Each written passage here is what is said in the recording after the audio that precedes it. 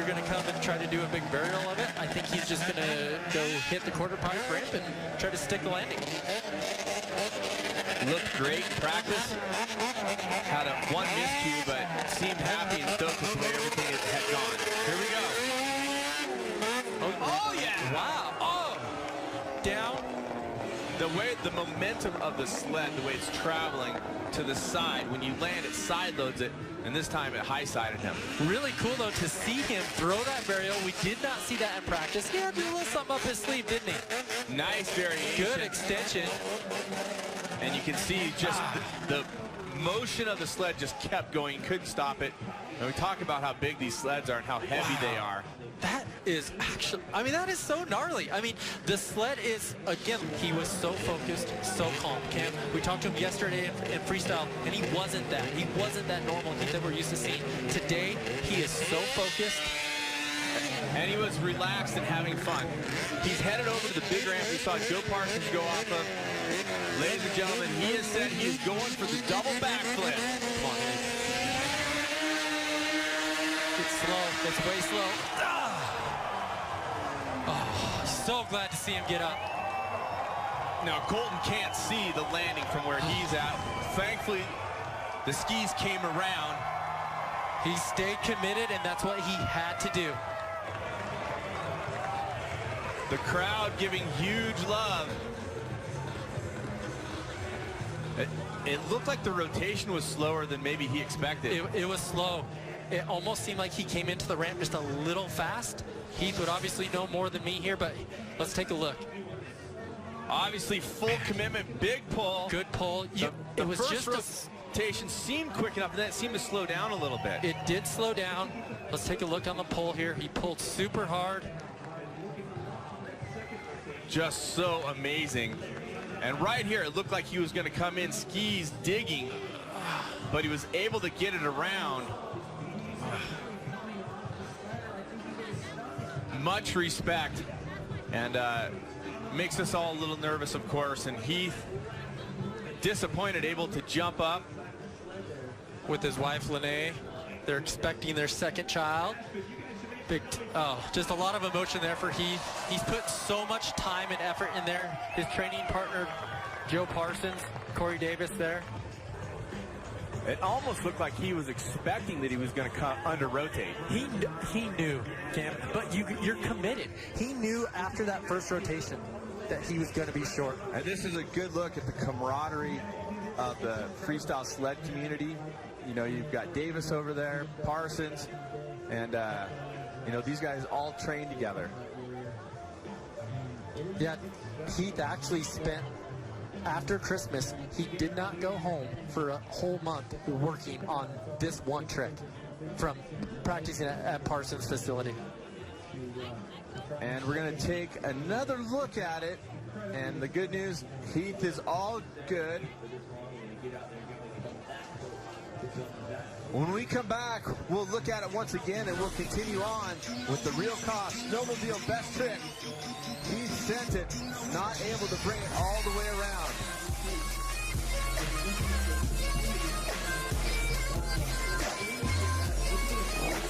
Did he learn something? Did it help him or hurt him? I think it 100% helped him. I think he knows what he did wrong. You know what's crazy? Is Colton has never straight aired this ramp. He's never done a speed check. He's only done the double flip. And that's what he's going to go through right now. Double back flip. Come on, Colton. That's rotation. Stick it.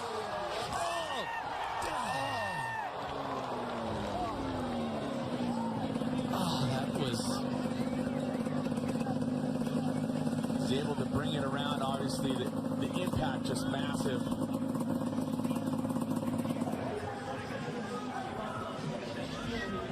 Everybody watching on, of course, all hoping that Colton is going to be is okay. X Games Medical will attend to him. And what happened, Chris? Well, he had the height, he had the rotation. The sled is doing what it's supposed to do. I knew instantly as he was still rotating as he was going up. He actually ended up over-rotating this flip just a little bit. and he ended up going a little farther down the landing than I think he was wanting to. The height is incredible, and you can imagine the force upon landing, Chris. I mean, you jump sleds virtually just dropping out of the sky here. The hardest thing, you're exactly right, Cam. You're falling out of the sky. Yes, the landing is, you can see a little over rotation here, and just, it's so hard to hang on. He got it. You see Heath's claiming he got it. He knew. Heath has done this how many times into the pit?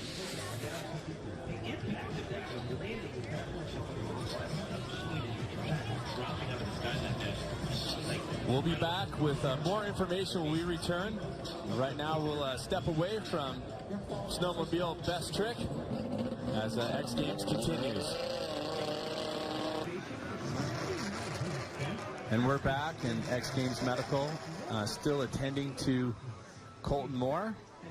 We have no information here, so you can see friends, family, and fans all standing by. Right now, we're going to go down to Victoria, who's down on the course.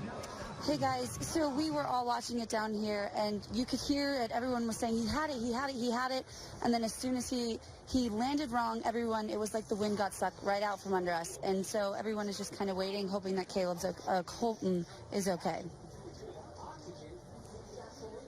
Thanks for that, Victoria. And, you know, Chris, for me, I hate this, and I know you do too. And the progression of the sport and the riders that want to push it, you're one of those riders. And, I mean, obviously, it's something that that's your goal to do. And, I mean, it's got to be hard to get yourself around to doing something like that. Yeah, I think the biggest thing, though, is that these guys know the risks. I mean, both Frisbee and Colton came into this knowing that this could happen. And, you know, they're not thinking that. They're thinking, I'm prepared, I'm ready, and I'm going to stomp this. And, I mean, that's all you can do when you're pushing the sport like these guys are. And you can see all the athletes are worried, everybody worried. And we're just standing by here as medical, again, is with Colton.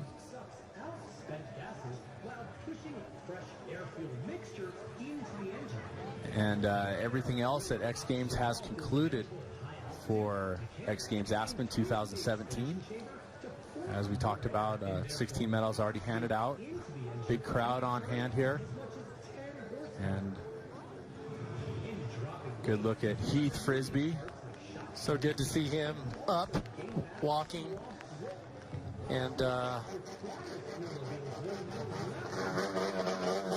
prayers and thoughts are, oh, there we go. Look at that, thumbs up. Something we really like to see.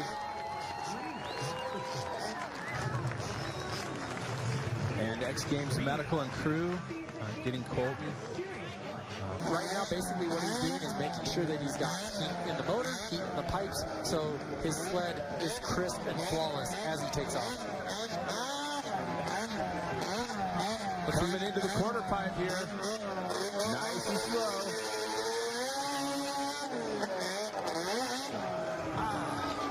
The momentum blew him off the sled. And still sitting in that bronze position here at the Real Cost Snowmobile Best Trick competition. But you know he wanted that.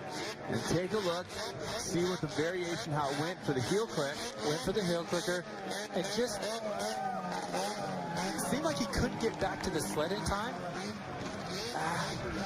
Good rotation. It's actually good landing. But you can see with the rotation off of the quarter pipe flip, it wants to just high side you. And that's what, when your body is neutral, of course it's going to want to go to that high side.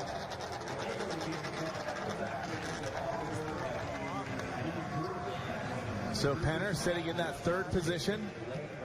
The 76 he'll stay with. And a couple more riders to go. And of course, this rider, the most decorated sled rider in X Games history.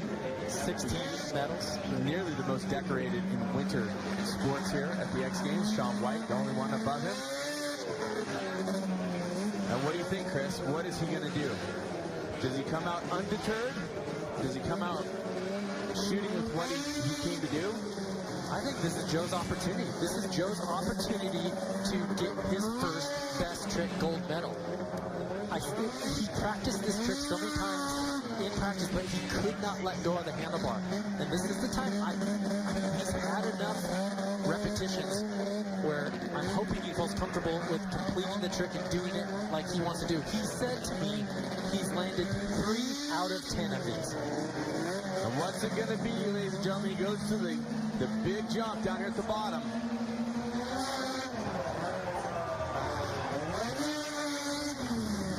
That's not what I expected from Joe. I feel like he was looking for the rotation on top of the sled, which is what got him to the gold medal in the freestyle. Yeah, and what was so hard about it right there, I mean, he went off of this ramp and very nose high. So you can see here, he just never committed with his head, basically still looking forward. That ramp is so tricky because you have to hit brake right away, and it's forcing your nose high, and that's not how you want to land on a landing that steep. And not going to be a factor. Right now, Parsons still sitting in that second position. 2 riders to go with Elam. And, of course, Bodine, who is a multi-time gold medalist, will be our last rider on the course. I think here's the wild card right here. I think Willie Elam, if he can stick the egg roll with the variation that he tried in round 1, I think it'll be high enough score to put him in first place. All right, line it up with the quarter pipe. We'll see if your crystal ball is correct. See what he can put together.